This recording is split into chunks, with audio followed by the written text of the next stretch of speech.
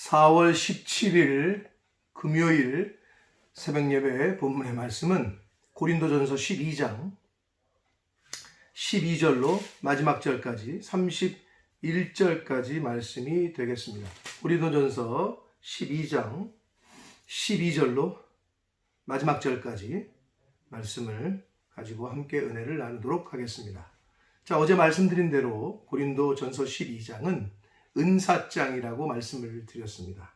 은사에 대한 바울의 권면, 교훈, 가르침들이 나타나 있는 그러한 장이 되겠는데, 어제 그 11절까지에서는 그 은사가 다양하게 주어졌어요. 분배가 됐다. 그러나 그 은사의 기원과 목적에 있어서는 통일성이 있다. 성령 하나님께서 하나님의 뜻대로 분배해 주셨다. 그 목적은 각 사람을 유익하게 하고 교회 공동체에 덕을 세우기 위함이었지, 그 은사를 통해서 우월감을 나타내고 어떤 계급이 있고 이런 건 아니다. 근데 고린도 교회는 잘못된 은사에 대한 그런 생각들이 있었고 그러한 일들이 좀 일어났었던 것 같습니다. 자, 그래서 이 은사장의 후반부에 해당하는 이 12절 이하에서는 인간의 몸, 이 사람의 몸, 이 지체, 이 몸과 각 지체의 비유를 통한 교회의 유기체적인 통일성 그리고 다양성에 대한 교훈을 하십니다. 쉽게 말하면 예수님과 우리의 관계, 그리고 예수님과 교회의 관계를 사람의 몸의 이 비유를 들어서 이제 쉽게 설명을 해주고 있다라고 보시면 됩니다. 결론적으로 요약해서 말씀을 드리면, 자, 우리 몸이 원 바디, 몸이 하나잖아요. 하나예요. 그런데 한 몸이지만 지체는 많아요. 이걸 나누자면 굳이 머리, 몸통, 다리 이렇게 나누는데 사지, 손과 양손, 양발, 또 구체적으로 더 들어가면 이 머리에 해당하는 부분에는 눈, 코, 입, 귀, 이 뇌 이런 게 있죠.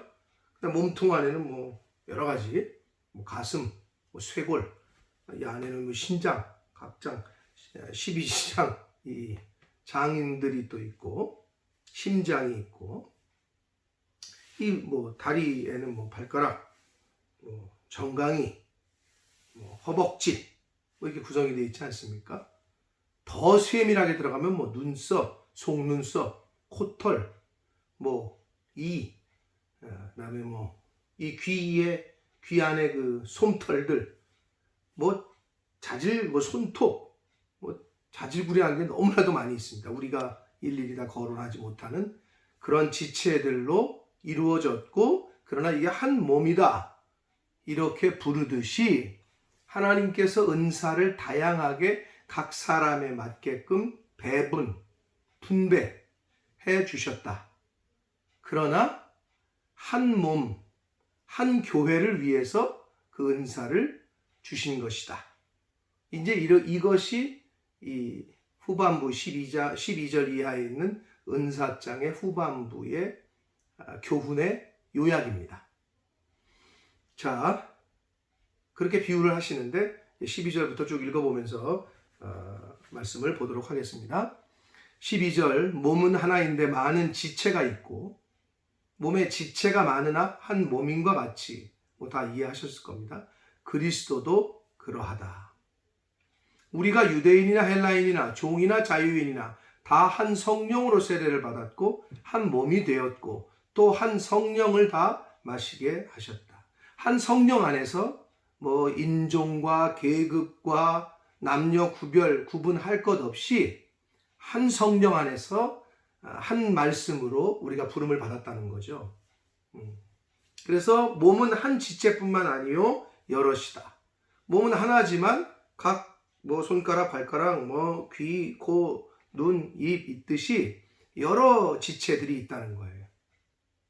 그러면서 비유를 드시기를 15절 이하에 발이 이르되 나는 손이 아니니 몸에 붙어 있지 아니하였다 할지라도 몸에 붙지 아니한 것이 아니요 몸에 있는 거죠.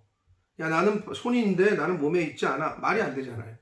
손은 몸에 있죠. 발도 몸에 있죠. 또 귀가 이르되 나는 눈이 아니니 몸에 붙어 있지 아니하였다 할지라도 몸에 붙지 아니한 게 아니다. 몸에 붙어 있는 거죠. 그러면서 17절 만일 온몸이 눈이면 듣는 곳은 어디고 온몸이 듣는 곳이면 냄새 맡는 곳은 어디냐. 그러나 18절 이제 하나님이 그 원하시는 대로 지체를 각각 몸에 두셨다. 자, 이 18절의 말씀이 핵심입니다. 하나님이 그 원하시는 대로. 자, 어제 우리가 봤던 12장 11절 한 성령이 행하사 그의 뜻대로 같은 한 성령이 그의 뜻대로 각 사람에게 나누어 주신 게 은사라 그랬잖아요. 같은 개념입니다. 하나님이 그 원하시는 대로 지체를 각각 몸에 두셨다는 거예요. 왜 손이 여기 있지? 손이 이 밑에 달렸으면 안 되나? 눈이 왜 여기 있지? 뒤통수에 달렸으면 안 되나? 입이 왜 여기 있지? 배에 달렸으면 안 되나?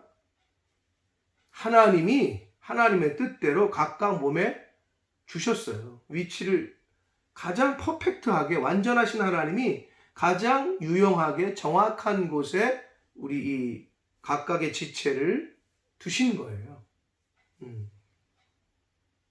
그렇잖아요. 입이 배에 달렸으면 되게 어색하겠죠. 그죠? 배로 먹는다. 좀 이상하잖아요. 눈이 뒤에 달렸다. 하나는 뒤에 달리고 하나는 앞에 달리고 그랬으면 더 좋았을까요? 그럴 수도 있겠습니다만은 그러나 하나님이 가장 정확하게 가장 필요를 따라서 가장 좋은 위치에 우리 이 지체들을 주신 줄 믿습니다. 자, 19절 만일 다 한 지체뿐이면 몸이 어디냐.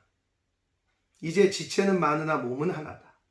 자, 각각의 지체들이 많지만 한 몸이라는 걸 계속 얘기합니다. 그러면서 21절 눈이 손더러 내가 너를 쓸데없다 하거나 또한 머리가 발더러 내가 너를 쓸데없다 하지 못하리라. 야, 손이 말하기를 야 내가 음식을 안 집어하면 어떻게 돼? 내가 먹을래? 그랬더니 입이 야 그럼 내가 입을 안 벌리면 네가 어떻게 할래? 소용없다는 거예요. 각각의 기능들이 다 있어요. 하나님이 각각의 기능들에 맞게끔 역할을 분담하셨어요. 그래서 하나 한 몸을 이루는 거예요. 그러니까 손이 입에 넣어 쓸 데 없다. 눈이 너 손은 필요 없다. 발이 손이 필요 없다. 손이 발 벌어 필요 없다. 이렇게 하지 못한다는 거죠. 22절 그뿐 아니라 더 약하게 보이는 몸의 지체가 도리어 요긴하다. 여러분 실제로 그렇답니다. 우리 속눈썹이 없으면 그리고 코 속에 코털 있잖아요. 이게 없으면 어떻게 될까? 이게 걸러지지가 않아요. 나쁜 먼지들이. 귀에 있는 그 솜털 같은 것도 마찬가지고 다 필요했기 때문에 주신 거란 말이에요. 이 눈썹도 마찬가지고. 연약하게 보이지만 오히려 더 귀중하고 요긴한 것들이 있다. 그래서 제 스승 한 분 목사님은 절대 이 코털 뽑지 말라고 또는 깎지 말라고 밀어 넣으라 이러셨던 목사님이 계셔요. 그거 다 하나님이 주신 건데 이거 뽑지 말고 깎지 말고 밀어 넣어라. 그러니까 그만큼 필요했기 때문에 주셨다는 걸 강조하기 위해서 하셨던 말씀이 기억이 납니다. 23절 말씀을 봅니다. 우리가 몸에 덜 귀히 여기는 그것들을 더욱 귀한 것들로 입혀주며 우리의 아름답지 못한 지체는 더욱 아름다운 것을 얻느니라.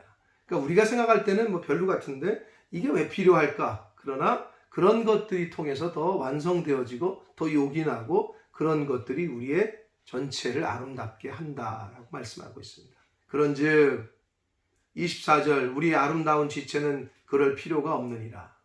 오직 하나님이 몸을 고르게 하여 부족한 지체에게 귀중함을 더하사. 자, 하나님께서 각각의 지체들을 각각의 보이지 않는 연약해 보이는 것들 뭐 손톱의 중요성이 굉장하죠. 아까도 말씀드렸습니다. 아무튼 뭐 속눈썹, 코털 뭐 아주 쓸데없이 보이는 것들이 굉장히 귀중한 역할들을 한단 말이에요. 그래서 하나님이 각 필요에 맞게끔 최적의 장소에 그것들을 두신 건데 25절 몸 가운데 분쟁이 없고 오직 여러 지체가 서로 같이 돌보게 하셨다. 하나님께서 이렇게 우리 몸을 우리 지체를 주신 거는 싸우라고 주신 게 아니라 서로 돌보게 서로 한 몸을 이루어가고 서로 도와주도록 그렇게 만드셨다는 거예요. 26절 만일 한 지체가 고통을 받으면 모든 지체가 함께 고통을 받고 한 지체가 영광을 얻으면 모든 지체가 함께 즐거워한다. 그렇죠. 손이 아프면 어떻게 해요? 내가 아픈 거죠. 발이 아파도 내가 아픈 거고 엉덩이가 아파도 내가 아픈 거고 눈이 아파도 내가 아픈 거고 다 아픈 거란 말이에요. 손이 뭔가를 잘했어. 그럼 손을 인사해요? 이 손으로만 음식을 잘하는데 이 손에게 박수를 뭐 이런 거 있어요? 아니죠. 나라는 나에게 박수를 치죠. 발이 뜀박질을 잘해. 그러면 뜀박질 잘했다고 나에게 상을 주지 발에다가 무슨 그 목걸이를 걸어주거나 금메달을 주지는 않잖아요. 그것과 비슷한 내용의 말씀을 하시고 있습니다. 그러면서 결론적으로 27절 너희는 그리스도의 몸이요 지체의 각 부분이다. 우리 몸의 지체를 비유를 들어서 성도는 우리 인간 하나님의 자녀들은 그리스도의 몸이고 각 지체라는 거예요. 그래서 우리 흔히 그런 비유를 들지 않습니까? 그리스도가 머리다. 교회의 머리. 우리가 지체를 이루는 거죠. 28절 말씀을 봅니다. 이 부분이 좀 더 중요합니다. 하나님이 교회 중에 몇을 세우셨습니다. 하나님께서 교회에 세우신 이제 분들이 있어요. 교회의 직분을 허락하신 다양한 은사에 따른 교회의 공식적인 직무, 직책을 소개하고 있습니다. 그러면서 마지막에는 이런 직책들, 이런 은사들이 있으나 너희들은 더욱 큰 은사를 사모해라. 내가 가장 좋은 것을 너희에게 보여주겠다. 라고 하면서 13장으로 이어집니다. 다음 장으로. 그게 뭐예요? 사랑은. 가장 큰 은사는 결국 사랑이라는 거예요. 자, 먼저 28절 봅니다.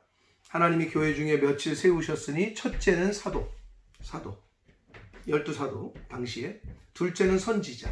사도들이 교회를 이렇게 전체 다 사도들이 있을 수가 없잖아요. 그러니까 각 교회에 선지자를 세워 하나님의 말씀을 대언하고 가르치는. 그 다음에 셋째는 교사. 그 선지자들을 도와서 함께 하나님의 말씀을 가르치고 해주는 말씀을 가르치는 교사. 그 다음은 능력 행하는 자. 그 다음은 병 고치는 자. 그 다음에 서로 돕는 것, 다스리는 것, 각종 방언을 말하는 것. 이렇게 은사에 대해서 하나님이 세우신 직무와 은사에 대해서 이야기를 합니다. 어떻게 보면 사도, 선지자, 교사, 하나님의 말씀을 가르치고 전하는 같은 직무를 하는 사람들이라고 볼 수 있잖아요. 역할이라고 할 수 있잖아요. 하나님의 말씀을 가르치고 전하는 게 가장 첫 번째라는 거예요. 귀중하다는 거예요. 뭐 능력 행하고 병 고치고 뭐 각 방언 말하고 어떻게 보면 오늘날에는 이런 은사 나타나는 것을 더 쫓아다니고 더 신비롭게 여기는 사람들이 많이 있습니다. 여러분 가장 신비로운 거는 성령 그 자체라고 어제도 말씀드렸어요. 하나님의 은사, 카리스마, 하나님의 선물 중에 선물은 하나님의 말씀인 줄 믿습니다. 그래서 이 말씀을 가르치고 이 말씀을 전하는 것, 그게 어떤 의미에서는 가장 큰 첫 번째 가는 은사다 말씀드릴 수가 있습니다. 근데 우리는 그거는 뭐 별로 뭐 그런 것 같고, 능력행하고 막 병 고치고 방언하고 막 이런 거를 더 은사다운 은사로 여기는 그런 착각을 하는 사람들도 요즘 많이 있는 것 같습니다. 근데 성경은 분명히 어떻게 보면 능력행하고 병 고치고 돕고 다스리고 방언 말하는 것을 사도, 선지자, 교사 다음에 기술하고 있습니다. 그러면서 29절 다 사도겠냐? 다 선지자겠냐? 다 교사겠느냐? 그리고 다 능력 행하는 자겠느냐? 병 고치는 은사를 가진 자겠느냐? 다 방언 말하는 자겠느냐? 다 통역하는 자겠느냐? 다 똑같은 일을 할 수 없다는 거죠. 하나님께서 각각의 사람에게 은사를 분배하듯이 하나님께서 각각의 사람에게 맞게 직책을 나눠준다는 거예요. 그런 의미에서 저는 목사로 직책을 받은 거고, 어떤 분은 장로로, 권사로, 집사로. 근데 이것이 어떤 계급은 아닙니다.